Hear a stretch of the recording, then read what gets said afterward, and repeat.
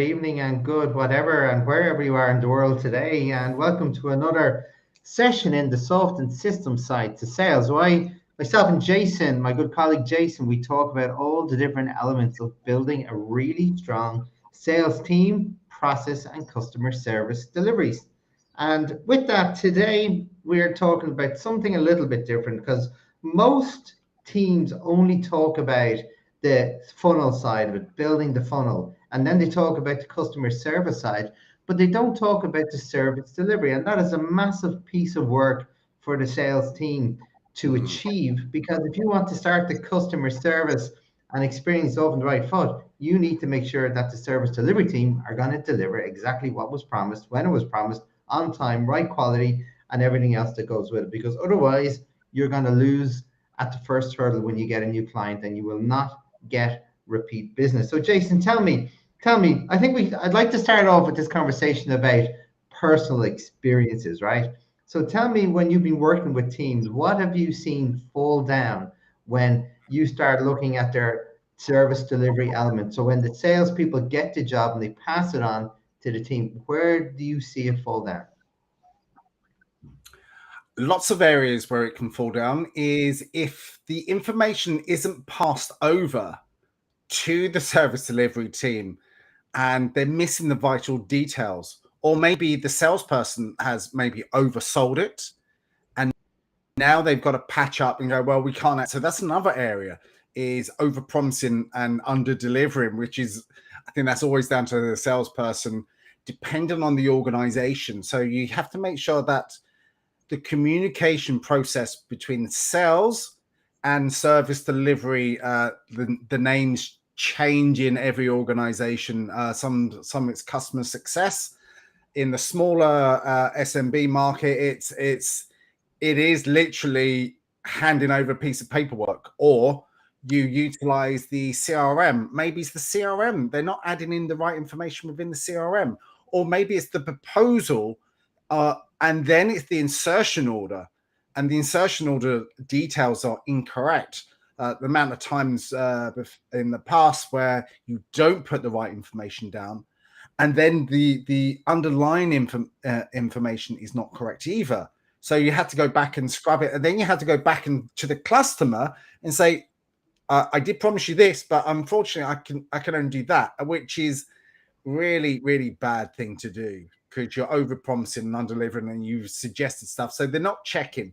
So these are some of the worst things that can actually go on. And there's many other scenarios that we can speak about. Is uh, maybe the customer said, "Well, you said you're going to do that," and it's in communication. It's like hearsay. The customer said they're expecting that, and you actually delivering that, or when it's actually been delivered, or what on the service end, depending on what it is, whether it's a product or whether it's a delivery of a service. So in the mid-sized organizations, it does happen, and it happens on a regular basis. Mm. Then it's down to either yourself or the customer service or success teams to actually look after it. So Mhm. lots and lots of scenarios in there that can make things go wrong. Yeah, and Jason, you've literally highlighted all the big variables that can go wrong. What I always say when I see this happen is that the sales team work in a silo, right? They work in a silo, and I've often talked about sales and marketing working in silos. Yeah. But if you think of the sales funnel per se, right, and you're doing a proposal, right, and we talked about the importance of being very systematic in getting all the information in that inquiry process, ensuring you've got all the information from your prospect so you can then go off and do your proposal or put it together to get all the specific elements correct. So you can't do this on your own, Jason, because you're not in the service delivery. And I'm going to give an example of where I see this fall down. It's a very manufacturing um, example because it explains it well. So, for example, I worked with a company that made pharmaceutical ingredients and service pharmaceutical companies, right? Mhm. So, when you're doing an inquiry process, right, and then you're doing a quotation and a proposal, right, there's things that you need to get very specific about and make sure they're correct.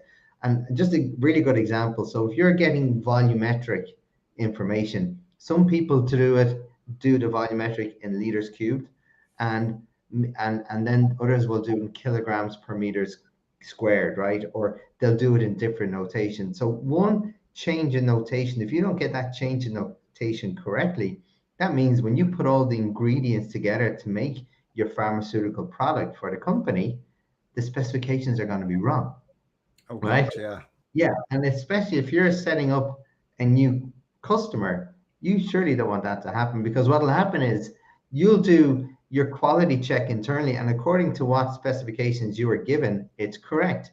But when you send that out to the customer and they do their quality check, it's wrong, because all the proportions within the ingredients Yeah. are wrong, all the ratios are wrong.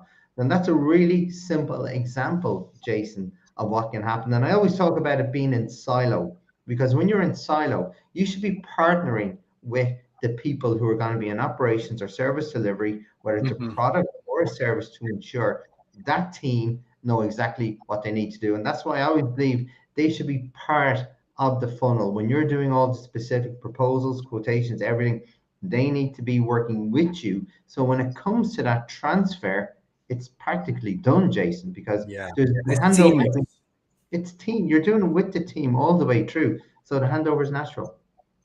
I was going to say, while you were speaking, actually, it's also getting the people's names right within both sides, because it is a collaboration. Like, you've signed the deal, but now you're handing everything over to whoever's going to be delivering it. But you also need maybe the HR, the accounts team, the people that's actually going to be delivering the products and services, all the names that should be in there. And that's part and parcel. Just before you do the sale, who else needs to be involved in this, so we can make sure that we deliver it on both sides? Maybe it is a meeting that we have. Are we ticking out the boxes here? Maybe there's I know in the past what I've actually had to do is uh, just set up an Excel sheet with all the right people there Mhm. within that need to be in the room, that can deliver this on time, that the right departments are speaking to the right departments, that they go, yep, we can do that, we can do that, we can do that, we can do that. And then it's on the proposal, and then it's on the insertion order. Then everything is congruent all the way through, that everyone understands what needs to happen. But it is that effective communication part. And being as a salespeople is, I'm pointing to my ears here.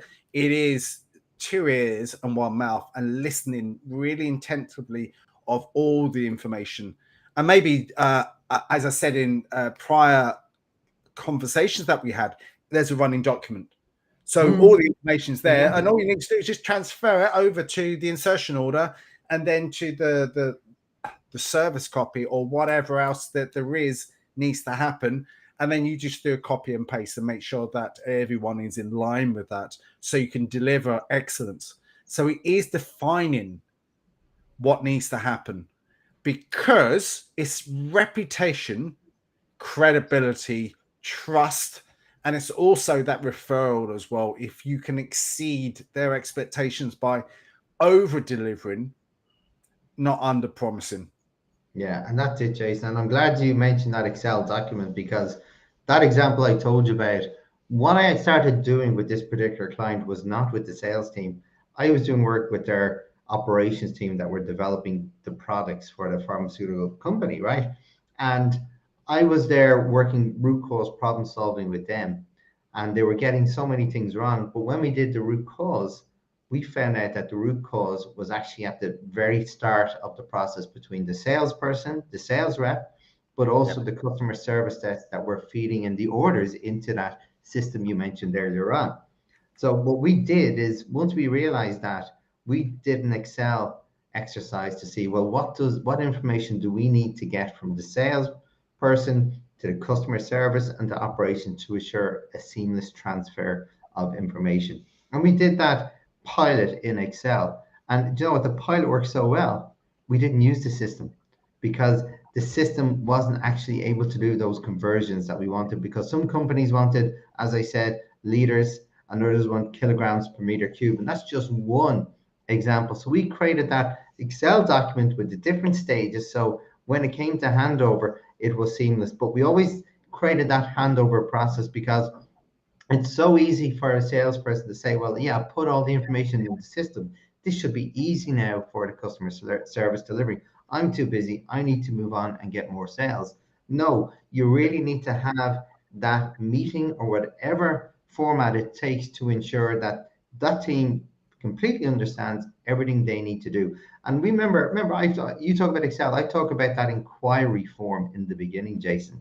Right? Yeah. That is the same form that we use at the handover, because if you do your inquiry process correctly, you have all that information from the very beginning, and then that is used as part of the handover process to the team. And again, the salesperson then, Jason, if you really care about that customer experience, you have to be holding the service delivery team's hand to ensure that first, we don't overpromise and deliver, you underpromise and overdeliver, and make Absolutely. sure that happens, and babysit it as best you can, and ensure you have a great customer experience for the first order, so you can ensure you get that referral and repeat business. The thing I was thinking about is using technology right. You know, when you buy something online and you buy it from an expert like Amazon, as an example, you put the stuff that you want, and there's a tracking system that tracks it all the way to your house. So when you're using and utilizing technology well and having a CRM which connects to something else and something else, the customer has control or an understanding of effectively what is actually happening, whether it's a product or service or whatever else, that they're in communication with your automation tool that you might have in place, which is, yep, we know we're going to be delivering on such and such date. Here's an email that is going to say we're going to be doing that on that date. And then here's an after sales email. Once it's been delivered, how well did we do? A little bit of customer service there. How well did we do? Did we do really well? Did we promise that we'd do everything in there? Or whether it's a quick 5 minutes survey about yeah, tick tick, you did really well. So all of those sort of sequences needs to be included now within the process and the after sales process, and really that's over to the customer success team or the delivery team or whoever they might be, but we are delivering a service. Or whether it's an individual service that you need to be doing that follow-up. And whether that you automate it or whether you're doing a manual thing there, they need to know that it's being done in the correct way, that they feel that they're being looked after, and they feel like there's a direct, and using that terminology again, communication is absolutely key. And if you can automate it to make things simpler and easier, we have the technology now. I'm speaking like the $6 million man here, but we everything. There's lots and lots of pieces of technology out there that is so good, and it can take so much of the stress and effort out of it. Yeah, no, and I totally agree, Jason. And I think what you've talked about, that tracking, all those nuggets of information that are really powerful from the customer perspective, to know that you're able to do what you've asked of them, and they can see it live when their products or services going to be delivered. I think that is super important. One thing that I do before we get to that stage as well, Jason, is I always encourage like simple SLAs. Now, I'm not talking about complicated documents, and like you've got your terms and conditions, you've got your legal stuff, but I'm talking about building a document that manages and develops and grows the relationship, and both parties agree to everything that goes into it, and they sign off. And again, this is to show, Jason, that you're interested in building a relationship and developing business and partnerships in the future. So you put a clause in where you will review it in 3 months or 6 months to ensure both parties are happy. A big part of that in the beginning is the service delivery metrics. What are you committing to deliver, and what will you be penalized if you don't? And again, Jason, it's not just about the sales team putting this information in. This has to be done by the service delivery team, because again, the sales people don't have access to this information. They don't know what's happening. They don't understand the capacity and demand that's going on in the business at the moment. Maybe they could, but it's not their subject matter expert that they need to be managing. They need to bring these teams in. So once you start building that view to collaboratively together, then you go to the customer and say, this is what we plan to do. We'd like your thoughts. We'd like your expectations of what you think. But also, this is what, if you want us to commit to service delivery for you, this is what we expect of you and your business too, because it's a two-way street. Yeah, no, it is absolutely. And once it's been delivered, the way I look at things, this is just me personally, because I'm a bit of a control freak. I love to follow up as a salesperson just to make sure that, number one, it's the relationship. You've spent a lot of time with these people. You know about their family, you know about their holidays. Hopefully, you know a little bit more personal things about them. But for me, I want to make sure that we practice what we preached. We've done what we said we're going to do. The product, the service, or whatever else has been done in the way that I suggested it would be. I know it's being passed over to customer success or service or whoever that's doing the delivery. But for me personally, and this is what I advise everyone to do, I know our job is to sell. I know our job is to do this, that, and the other. But for me, I have that inkling feeling inside of me. I want to make sure that they're happy. I want to make sure that everything's been done the way it's been done. So whether it is me calling out to them at some stage, just to check if the products and services done, or if it's a software service, just to call up, is it for you? Are you happy with what you have? Is it running better for you, or whatever? So it's just to do a sense check and also build that relationship up with them. Some people just miss that part out, and I think that's just imperatively important. Whether you do it 4 weeks afterwards or whether you do it 3 months afterwards, I'd even with them every now and again, not overdo it because you don't want to annoy them, but there could be opportunities down the line as well. And again, we've spoken about this before. Testimonials is absolutely key. Yeah, but that's exactly it, Jason. And a lot of salespeople will see, well, that's taken me away from sales work I need to do and develop more sales. But what people miss, Jason, is that if you like put that effort in to make sure that first contract goes really, really well. Yes, it's a bit of TLC on your part and a little bit of time. But here's the thing, Jason, if you focus your time on that effort, right? And then you get repeat business, doesn't that mean you don't have to look for as much new business, right? So in it's short term, it takes more time, but long term, it saves time because the more you look after your existing contracts and develop them, it means you have to look less. You have to look less time from new sales, and that's what we talk about being really effective in the funnel to ensure you're putting your focus in where you're going to get the best results. I always like to say, get your customers to talk about you rather than you talking about you. Why? Get your customers to talk about you. The more your customers talk about you, the better it is, because that is the way that they can make a massive impression.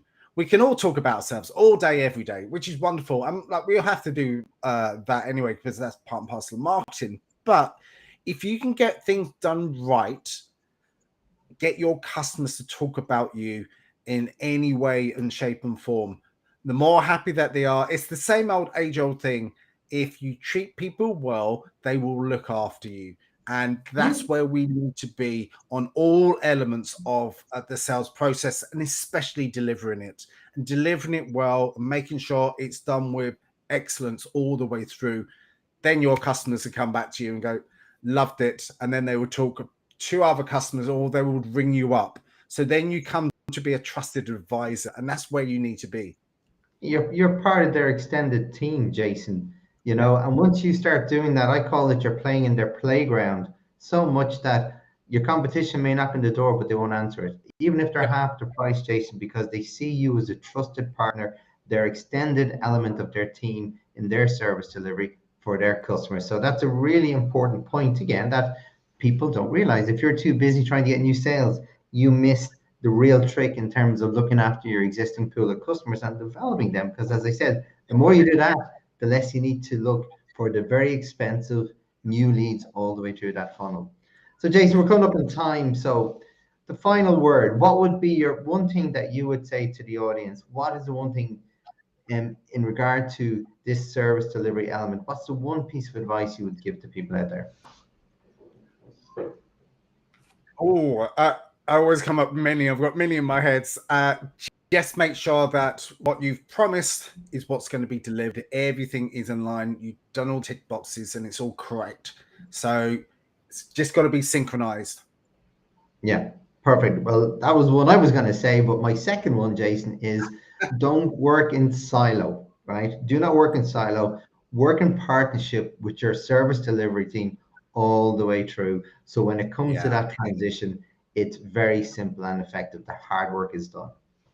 So look, thanks, Jason, again for joining us, and for everyone out there. I hope you listen. I hope you learned something. If you want to ask a question, please get in touch with myself or Jason. We'd only be delighted to help. And in the meantime, have a great day. Chat soon.